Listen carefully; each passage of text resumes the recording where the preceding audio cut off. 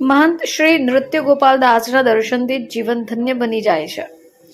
રામ જન્મભૂમિ તીર્થ ક્ષેત્રના શ્રી શ્રી 1008 પરમ પૂજ્ય મહંત શ્રી નિત્ય ગોપાલ દાસજી મહારાજજી સુરતના ટેક્સટાઇલ ઉદ્યોગપતિ દિનેશકુમાર પાંડેજીના નિવાસ સ્થાન રાજહંસ ફેરિયાડો ખાતે પહોંચ્યા હતા. દિનેશકુમાર પાંડેજીએ જણાવ્યું કે આજે આપણું જીવન ધન્ય છે.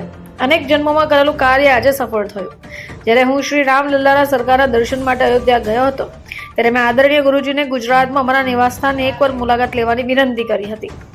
આદરણીય સરકારે મને ખાતરી પણ આપી અને હવે જ્યારે પણ હું ગુજરાતની મુલાકાત લઈશ તો નિવાસ સ્થાને ચોક્કસ આવીશ. બાદમાં આજે આદરણીય ગુરુજી ઉદ્યોગપતિ દિનેશકુમાર પાંડેના ઘરે પહોંચ્યા, જેના દર્શનથી જીવન ધન્ય બની ગયું.